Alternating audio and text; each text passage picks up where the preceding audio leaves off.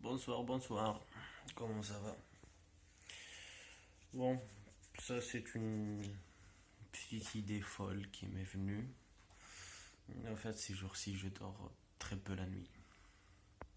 Ça me revient. Et c'est surtout parce que j'ai changé de planning. D'habitude, je me réveille tôt pour travailler, mais comme ces derniers jours, je suis pas en train de travailler. Donc, j'ai des insomnies, mon rythme de sommeil s'est déréglé.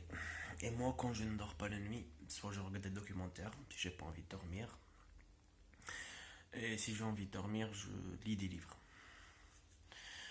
Et étant donné que je suis sûr que je suis pas le seul qui passe par des périodes d'insomnie, autant en profiter, partager quelques idées. Vous allez remarquer déjà que je le fais en français, parce que d'habitude je réfléchis en français. Et je traduis en arabe seulement par respect en fait. Penser en homme cultivé, mais parler au nom du peuple, disait Aristote. Et donc c'est juste des délires que je vais partager des idées par-ci par-là. Ça peut être intéressant, ça peut ne pas l'être. Je pourrais publier la vidéo, je pourrais ne pas la publier. Je sais pas trop encore. Ça pourrait arriver une fois. Ça pourrait arriver 16 fois. Je sais pas combien de fois, à quel rythme, mais je m'en fous un petit peu. Je suis plus centré sur l'envie de partage qui m'habite maintenant et je profite de ça. En parlant de partage, j'étais en train de lire justement, enfin, le soir quand j'ai pas envie de dormir, quand j'ai envie de dormir, je relis des livres, je lis pas, c'est ce que j'ai déjà lu. Donc je suis en train de lire Nietzsche, de relire Nietzsche. Ainsi parle Zarathustra. C'est un bon livre à lire par étapes, il faut pas le finir d'un coup. Et moi personnellement, je l'ai lu en quelques mois, avec plein de livres en intervalle pour couper. Et tiens, je voulais vous parler. Moi, je souligne je sais pas si vous allez voir, mais quand il y a une idée qui me plaît, un truc du genre, je souligne. Je suis pas de ceux qui glorifient le livre, je glorifie le savoir qui est dans les livres. Mais le livre pour moi c'est du papier, donc je préfère laisser ma trace dedans. Comme ça sera plus facile quand j'y retourne. D'ailleurs, quand je suis retourné, là, je vous lis le passage, hein. Les voilà qui se mettent à rire, ils ne me comprennent point, je ne suis pas la bouche qu'il faut à des oreilles.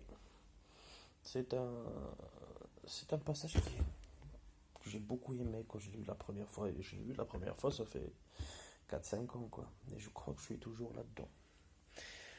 Quand j'étais un petit peu plus jeune, je suis toujours jeune, mais quand j'étais un petit peu plus jeune, plus con, probablement, enfin j'espère, euh, je disais les choses mais je pensais que j'étais pas la bouche qu'il fallait ses oreilles, et je l'étais, mais tout simplement parce que je savais pas adapter ma bouche aux oreilles des autres. Je disais les choses d'une manière assez frontale, assez violente.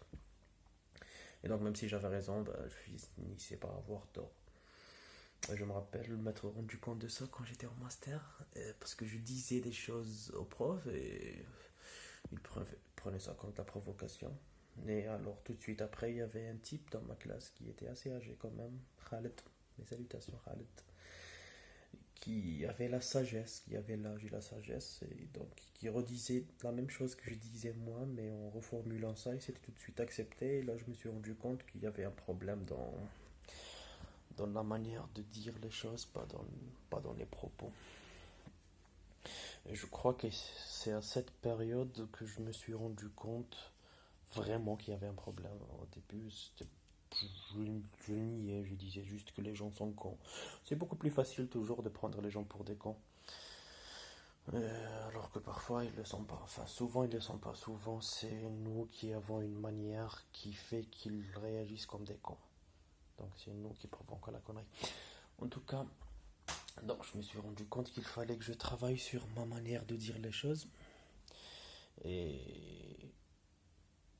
je profitais, parce que je lisais beaucoup, je lis toujours beaucoup d'ailleurs, je profitais de la manière dont les écrivains disent les choses, dont les philosophes disent les choses. Je pique les façons, je vole, je suis un petit voleur dans ce genre de truc. Les façons qu'ils ont d'exprimer une idée. Même si je partage l'idée, même si je partage parfois même pas l'idée, mais je me concentre un petit peu plus sur la forme, sur le contenu. Je me concentre sur le contenu, mais beaucoup sur la forme aussi. Et à chaque fois que je trouve une manière de dire une idée que je pense ou que j'ai déjà exprimée, je trouve quelqu'un qui l'a dit d'une meilleure manière, ben, je lui vole ça. Et à Nietzsche, j'ai volé beaucoup. À plein d'écrivains d'ailleurs, j'ai volé beaucoup. Je sais pas si vous faites ça. Je sais pas. Ben, moi, je le fais. Moi, quand je lis des écrivains maintenant, même si le livre est banal et débile, j'essaie d'en sortir ne serait-ce qu'avec une façon de bien dire quelque chose. Et ça m'aide. Je suis content après. J'utilise ça beaucoup dans mes prises en charge. Parce que trouver la bonne façon de dire une souffrance, ça participe beaucoup à la diminuer. Ça participe beaucoup à la vider de son contenu, à lui donner un tout autre sens. Donc, ô combien des phrases d'auteurs, des poèmes, des phrases d'écrivains ou des manières de dire que j'entends dehors parfois, de la part de jeunes, de vieux, de sages, de fous, qui m'ont aidé dans la thérapie pour mettre des mots sur quelque chose qui a beaucoup aidé le patient. Enfin, je suppose. C'est l'idée que j'en avais en tout cas. Et donc, je peux vous lire la deuxième phrase dans la même page que j'ai soulignée. Il faut porter encore en soi un chaos pour pouvoir mettre au monde une étoile dansante. Bon, alors là, c'est vraiment, vraiment vrai. Enfin, c'est plus vrai pour certains que pour d'autres. C'est plus vrai pour ceux qui vont écouter ce passage en ayant souffrance en eux. Peut-être non. C'est plus vrai pour des personnes qui viennent sortir d'une souffrance et de réaliser quelque chose avec cette souffrance ou de donner sens à cette souffrance, de lui donner un autre sens que celui de la souffrance qui ne fait rien d'autre que du mal. Peut-être c'est un petit peu moins évident pour des personnes qui sont en pleine souffrance maintenant et qui ne voient pas vraiment qu'il y a un truc positif. Et il faut prendre un petit peu de distance, il faut que la blessure refroidisse un peu et un jour on se retourne et on regarde le mal qu'on croyait être la pire chose qui nous est arrivée et on se rend compte qu'il nous a fait avancer d'un bon chemin quand même. Et on le voit autrement, on se sent débile d'avoir vécu, de l'avoir, on sent qu'on l'a dramatisé, mais c'est pas le cas, c'est que maintenant on est un petit peu plus loin. Donc on arrive à dédramatiser la chose. Enfin, peut-être que je ferai plus de vidéos comme ça, improvisées, où je calcule pas. Ça sera en français, je suis désolé, parce qu'à la base, j'ai pris l'habitude de réfléchir en français et de traduire. Donc ça sera en français, je suis désolé. Mais je sais pas s'il y aura de l'intérêt à les partager ou pas.